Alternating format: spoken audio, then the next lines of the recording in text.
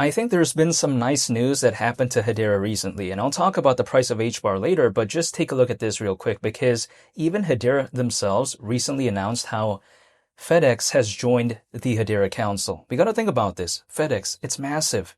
Their market cap as of right now is like around 87 billion. That's really massive. And again, they just joined the Hedera Council. Keep in mind, if we take a look at the Hedera Governing Council just in and of itself, we'll see something like Google, right? That's really massive. We take a look at something like, for instance, Mondelez. Keep in mind, Mondelez, their brands do include something like Oreo, for instance. I mean, we've all heard about that. Also, on top of that, we take a look at Cliff. That's also another one of their brands. And of course, we take a look at Dell. I mean, there's a lot when it comes to the Hedera Governing Council. And then again, we see something like FedEx join the Hedera Council. I find this very impressive. And yeah, I'm talking about FedEx, like, the one that's a competitor when it comes to UPS and whatnot. But besides that point, if I take a look at something like this, sure, HBAR has had a slight movement as of late, but it's not really that much in the grand scheme of things. I mean, HBAR is still around 31 times approximately lower than $3. So it's not like this has done too much, but you know what? I think this could have future implications for something like Hedera because I think this, of course, enhances the reputation of Hedera. I think it increases also the perception. And also, I think it kind of showcases that Hedera is a project that is sometimes being taken seriously in the grand scheme of things, even by large-scale enterprises. Because a lot of other projects out there, sure, they can say, oh, we're massive and all this. However, what enterprises really do care about them? In some cases, not really that much. Now, also keep in mind, just a fun fact, right? Kind of what I want to mention real quick. If we take a look at FedEx, the market cap as of right now is around 87 billion. That's actually around the same market cap in which Dogecoin at one point reached back in 2021. Kind of crazy to think about, I feel like, for me. Like FedEx as of right now, the market cap is around the same as what Dogecoin reached back in 2021 at one point at its peak. But yeah, besides that point though, I still think this is pretty impressive nonetheless when it comes to Hedera. However, even besides that, if we take a look at, for instance, HBAR being low as of right now, relatively speaking, this is not a major concern for me because I'm looking to dollar cost average anyways. So if I feel like a project is fundamentally improving, yet the charts are still low, and keep in mind, I can't control that, but if that happens to be the case, I'm not going to be complaining because that fits into what I want to do anyways. I'm looking to dollar cost average, and the lower something is, in theory, the happier I'd be for dollar cost averaging purposes only. If it's not for dollar cost averaging purposes, if it's for exiting, of course I'd be upset, but that's not what I'm trying to do anyways. However, if I take a look at Hedera, I think what makes it kind of unique and what makes it kind of special, at least to me, is that Hedera Hashgraph, it doesn't even utilize traditional blockchain technology. Instead, it uses something called a directed acyclic graph. So it's a little bit different.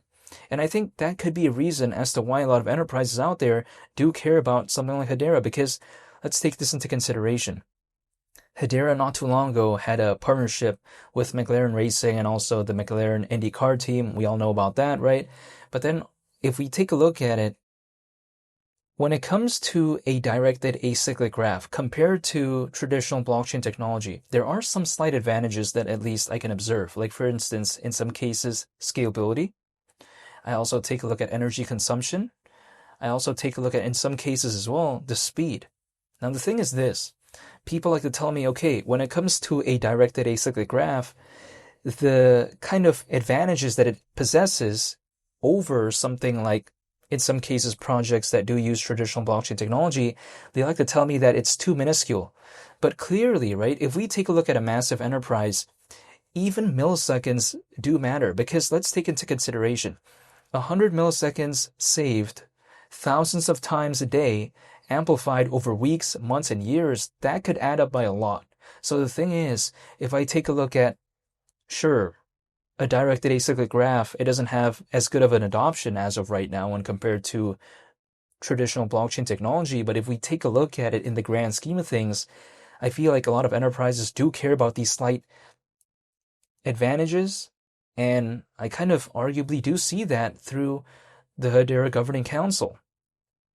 However, also on top of that as well, maybe in the retail side of things, like people don't really care about hundreds of milliseconds because I wouldn't even notice that, right?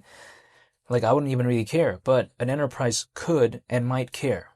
And in some cases, they do definitely care. So this is why I'm still a fan when it comes to Hedera. I just thought this was pretty cool that I saw this recently. So I wanted to make a video on it and just give my thoughts, because this right here is not going to make HBAR randomly just go on a rally of its own. I mean, if there's no big change in sentiment, pretty difficult, right? This is the way to take a look at it, because HBAR is not a microcap. But the thing is this, if there is an altcoin season, sometimes people do take a look back and stuff like this.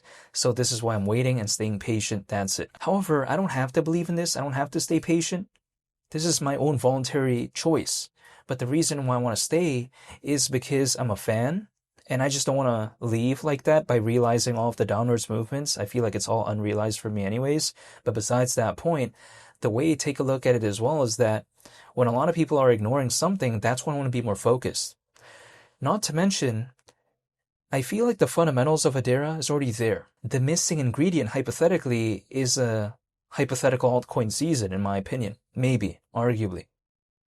So if the only thing I have to do is wait, I feel like that right there, that's the easiest part for me. The hard part is discovering the project, believing in it, studying it, and all this, researching. I feel like that's kind of the difficult part. The easy part for me, I feel like, is waiting. So if all I have to do is wait, I'm going to be waiting. That's it. I don't know how long it's going to be, because I can't control this, by the way. I'm just one person.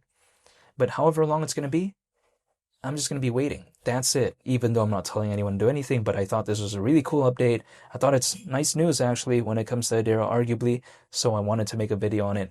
And I just want to say thank you for watching, and I hope you all have a very nice day.